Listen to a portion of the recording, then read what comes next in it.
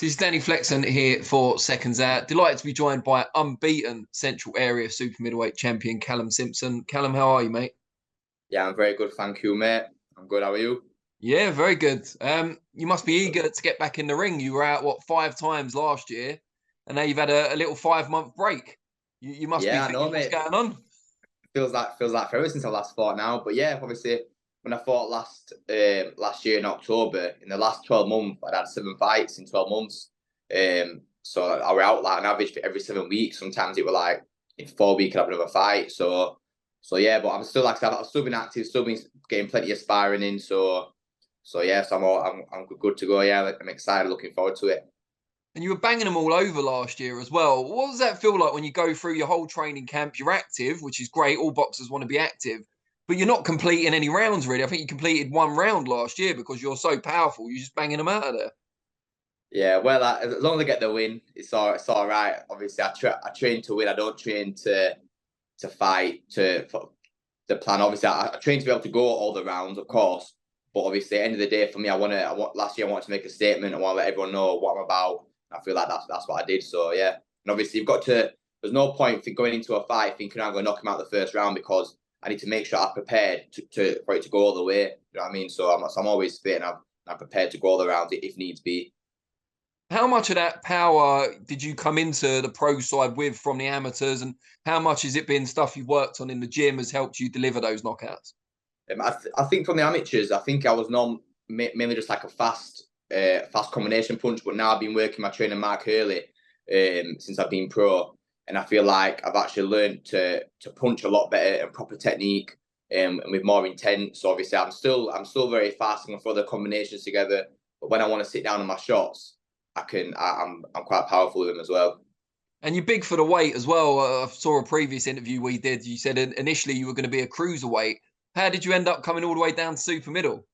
Yeah, obviously, well, I don't know if I think with me that we're just a little bit greedy. I'm just a greedy kid. We're a greedy lad. So when I went, used to walk around just around about the cruiserweight limit, and obviously I just thought, oh, I don't have to diet down. I'll fight cruiserweight, and then obviously I started as the training got more intense, and I started eating a lot better. My weight just started to come down, and I thought, you know what, I should be able to do light heavyweight here. And then his intent was to do a light heavyweight. We're like, yeah, we'll make light heavyweight. Yeah, nice one. And then I did a light heavyweight, and then my trainer Mark were like grabbing my hips, grabbing my love handles, saying, "You've got a little bit left on you. You've got a little bit left on you." And so yeah, so we decided to do super middle. And how is it now? Like how it's never comfortable, but how challenging is it to get down to the championship weight? Honestly, mate, it's not challenging at all. It's not challenging at all. I think with my with myself, as soon as I know that when I know that I've got to diet and that I've got a fight coming up, it's so easy to diet because obviously once my head's in that mind frame, it's just yeah. There's nothing really. There's temptations there, but because you know you've got a fight, you've got to make weight. You know you've got to be on it. Whereas when I've not got a fight coming up, that's when I'm a little bit greedy and overindulge. Tell us a little bit about your amateur career. What how many fights did you have? What did you achieve? Yeah, so I had 53 amateur fights under Barnsley, fought at Barnsley Star at my amateur club for about 10, 11 years. John and Trev, John Sager and Trev Schofield over there. And I think I won about 38 of those. Won a regional title, and then Northern Area champion, I think it was at light heavyweight and super middle. But that's it really, mate. I didn't have a massive amateur. Obviously, I had plenty of fights amateur, but I never really had like a big, like a GB pedigree, anything like that. And when you turned over training wise, did you start at Dickies Gym? Yes, yeah. I turned it was Dickies Gym. I trained at Dickies Gym for my last probably 4 amateur fights, and then but I still fought out of Barnsley Star. But I trained at Dickies for my last maybe 4 amateur fights. So I just trained at Dickies and show my face once a month in Barnsley Star. Fought out of them. But yeah, I turned pro with Mark earlier, Dickies Gym. And what's it like there? Obviously, you got Josh Warrington in the same gym with Sean O'Hagan and Maxie Hughes as well. Really good fighters. What's it like training alongside those guys? Yeah, so they've actually left now. But when I first turned pro, obviously it was wicked training along like Josh and Maxie. Obviously I saw how hard Josh prepared for his world title fights and stuff, and obviously I was getting involved in that training. This is while I was amateur as well. So it was really good to train alongside him. Again, he's a very good role model, Yorkshire lad. So it's good to see what he's achieved and still achieving. And then, but I think they left in that middle of lockdown. He's got his own little gym now near his house, so he trains there now. But yeah, but in my gym now, obviously, I train with my head coach Mark Hurley. There's a few other good pros there. Jimmy Faistal's fighting tonight. He's Central Area champion. He just fought on the Sky. He got a bit of an upset on the last boxer show. Yeah, so I've interviewed him a few times. Yeah. All right. Yeah, he's a good. He's just back from Cuba, isn't he? That's it. Yeah, he got. I think he peaked in Cuba. Apparently, he said he peaked in Cuba in January. But yeah, so he's fighting tonight against the undefeated kid, I believe. We've got Corey O'Regan. He should be on a matchroom show soon. We've got two girls, Yasmin and Sylvia. They're doing really well. Hopefully they'll be fighting for titles as well. So yeah, we've got a nice little setup, mate. Yeah, everything's good. And as I said last year, we've also got a lad called Mick Leamonth as well, who's from Leeds. He's 12-0. He just started working with us at the end of last year. So yeah, it should be big things for him as well. You can't miss anyone out, can you? I know. Can you imagine if you see this? I know, that's it, exactly. Good stuff. Yeah, so you banging everyone over last year, great year. You caught the attention of the boxing public, but you also apparently caught the attention of Boxer, who've now signed you to a long-term deal. You make your Boxer debut March 25th up in Manchester. How did that come about? You know, who approached you? What did they tell you about why they wanted you on the team? Yeah, so obviously, like you said, trying to get people's attention. Last year, obviously, a lot of people say, oh, you shouldn't stop these journeymen, you shouldn't stop him. But that's because most of the lads coming through, they can't stop him. They try and stop him, but they just can't. So I said to my trainer and manager, I said, listen, if you get him a journeyman, I'm going to stop him, let him know. And that I'm going to go with intent to try and, get rid of him. Because at the end of the day, there's a lot of boxers, especially at my weight. So you need to, like I said, every fight I try and make a statement, get myself noticed. And in the last few fights, we tried to have steps up against tougher guys. Obviously, Ben Ridings, he's never been stopped. Had a good fight with Tommy Takahart. And I stopped him in the second round. And yeah, so obviously, like I said, that I wanted to get myself noticed, and it's worked. So obviously, I know we've had a lot, especially a lot after the last fight with Ben. We had a lot of attention from different promoters. But obviously, I think that Boxer and the Sky platform is just massive, and that's the one we've gone with. Yeah, we're looking forward to it. And was it like Ben Shalom who approached you? And if so, what did he say about what attracted them to you? I'm not sure, to be honest, mate. It's been my manager Kevin Marie that's kind of dealt with it all. I just let him deal with everything, and obviously all I do is train, fight, and just turn up on the night and make sure I do my job, and he does his job, and it's working. Yeah, I just said to him, I call him the postman because he always delivers. Whatever I ask of him, that's it. Yeah, he always delivers for me. So yeah, so Kevin sorted that out for me. Got me a good deal with them. So yeah, I'm happy. Yeah. And you talk about the journeyman, the only two that have taken you the distance, Elvis Doobie, who I think he's retired now, but was a very durable guy. And Kirill Sonko. It's very weird because I was listening to George Groves' podcast earlier today, and he actually gave him a bit of a shout out. Sonko was Groves' debut opponent, and took him 6 rounds. And he said he was really tough on his podcast today because they were answering fans' questions. Yeah. So they're the only two to have taken you the distance. It's pretty good company to be in. Yeah, to be honest, mate, I was told that not to try and stop my first 2 fights. I was told not to stop him. I was told to get the rounds in, and then I come back, especially Elvis too. I come in my debut. My older coach, I landed some good shots, and I was stepping up a little bit, and I got told to calm down and ease off. So, looking back now, I kind of wish that I just went for it and just did what I wanted to do. But obviously, I listened to my trainer then, and he told me to hold back and get the rounds in. But for me now, like even last year, I'll get the rounds when I need to get the rounds in. If there's a boxer in front of me that makes me go the distance, then fair enough. But if it doesn't need to go the distance, then why try and drag a fight out? At the end of the day, in boxing, anything can happen. One punch can change the fight. Anything can happen. So if you can get rid of your opponent straight away, then best way to do it, really. We don't get paid all the time. Thinking like early on, 2-0, 2 knockouts. No one's going to go near you. Like it'd be hard to get fights. Exactly, you fight now because you're with Boxer, but I understand. The worst thing was after I fought Pooch. After I fought Poochie. Oh, Poochie. And obviously I stopped him, and then we had like 2 fights lined up after him, and both the opponents pulled out straight away. They didn't want to manage. Yeah, we've had to pay a lot of money for us. My last 8 opponents. It's been ridiculous. Yeah. So it's been hard, trying to sell tickets to cover my opponents, and most of the time I'm not being getting paid myself because my opponents have been costing that much.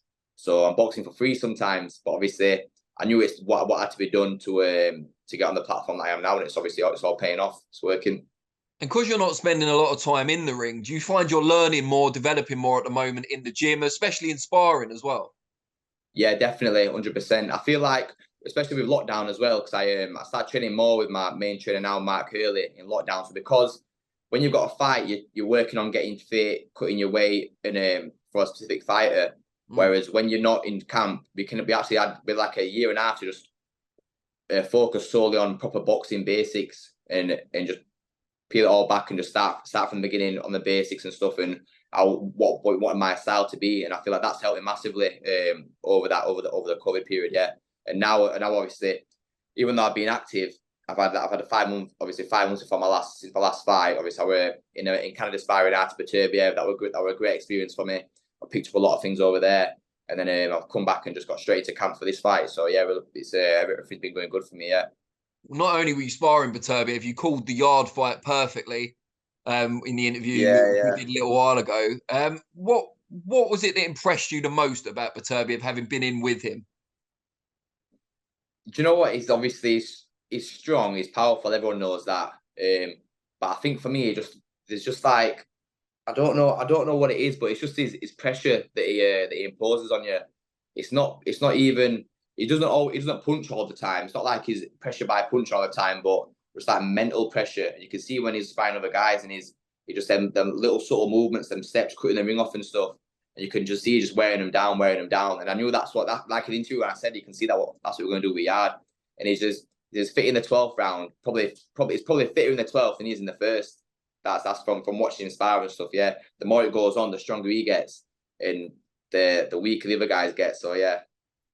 How did you? I'm not expecting you to tell me everything about the sparring, but how did you get on against him compared to some of the other sparring partners out there? Were you happy with your performance and how close you were to his level? Yeah, I was very, very happy. Yeah, very happy. I got good feedback from his trainers. Obviously, that's why they asked us to come out again for another 3 weeks. After the first week, the guys in office just said, not many people like come over here and challenge him. Whereas you're challenging him, you're making him think you're the perfect weight that we need.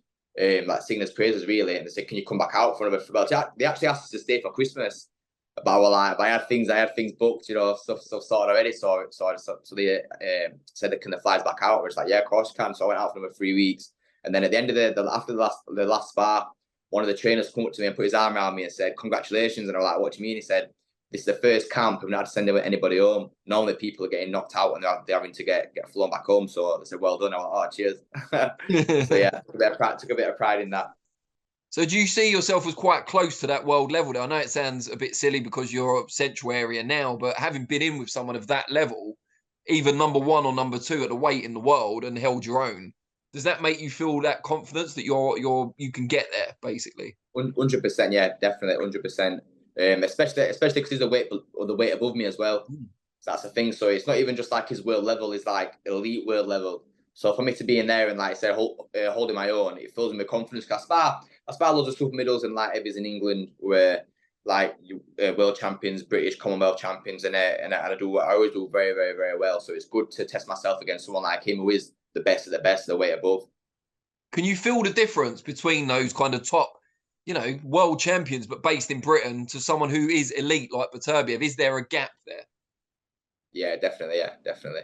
For him, I just think it was just his strength and his condition. I think it was. Yeah, that was the main difference. Not, I wouldn't say the boxing ability was much different, as in like the shot selection, but just his a lot of subtle things that he did, just his skill level, a lot of subtle things there. But to be honest, I don't think he has to box that well because he's that strong.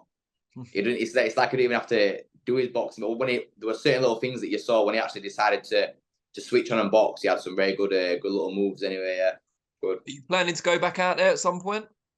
Hopefully, I'm not sure what his next fight will be, but I would have fought if he fights Callum Smith. Hopefully, I get asked to go back over there. I don't think they probably want, because what it is, they want sparring partners that are kind of similar to people that they're fighting. So I don't think Bivol would be a similar style to me. But hopefully, if he fights Callum Smith, hopefully, yeah. And obviously, I probably would go over there anyway, just like a holiday, because it's a nice. Montreal's a beautiful city. Be good to catch up with the coaches and stuff. And yeah, so I'll probably go there for a bit of training myself. Good stuff. He can be my sparring partner. I'll pay him to spar me. That's got to be the ultimate plan, isn't it? Or your opponent. Yeah, I'll get him and 3 others to spar at the same time when I'm up there. We'll look forward to that. What's the plans for you, either from Kevin or from Boxer, since you've signed? Where do they want to get you to, say, by the end of this year? So I've not really spoke to like boxers in like a plan for myself. I spoke to Kevin a little bit, but what I'm wanting anyway is I want this fight, get this fight out of the way. Obviously, put on a good performance this fight, and then I want to fight Jermaine Brown for my debut on Sky, but I think he's got another fight coming up, and I just want to be in them big domestic fights straight away. I want to, at the end of this year, I want at least the English title. At least if I've not got an English title in my next. By the end of this year, I won't be happy with myself anyway. And I know that Boxer and Kevin can bring them opportunities. Well, for the British title, I think the board have just ordered Mark Heffron to defend against Zach Chelli. I've seen that, which is an intriguing fight. What do you make of that? I think Heffron will beat Chelli, but I think from Mark, he seems to be above that level now. Obviously, he's had a few good wins. I don't know if it would make any sense to defend against Chelli. I think he should vacate the British and Commonwealth. Let me fight Jermaine Brown in an eliminator, and I'll fight Zach Chelli for the British and Commonwealth. That's how. You don't need Boxer or Kevin there. You've got it all planned out anyway. I'll sort it myself. I'll sort it. And who do you think's the best in the world at the moment at your weight? Is it Canelo? Is there any dispute there? I know Benavidez and Plant are fighting soon. Yeah, it'd have to be Canelo, wouldn't it? Yeah, you'd have to. I don't think you can doubt him at super-middleweight until I'm up there. Yeah, anyway. Until you're up there, I like that. Yeah. What do you think of that Benavidez Plant fight? It should be a good fight. To be honest, I've not actually seen any Benavidez fights. I've only seen the only Plant fight I've seen is against Canelo. So only things I've seen is little clips on social media and stuff. So, but I probably will watch the fight. Probably not watch it live, but I'll watch it. And they both look. Another Plant's supposed to be a very good boxer, and obviously Benavidez as well. So it should be an interesting fight to watch. Yeah. Great stuff. Now, before I let you go, just tell people out there how they can find you on the different social media platforms. Yeah, so Instagram, Facebook, Twitter, just type in Callum Simpson, you'll see me. The one with the top off and the boxing gloves on.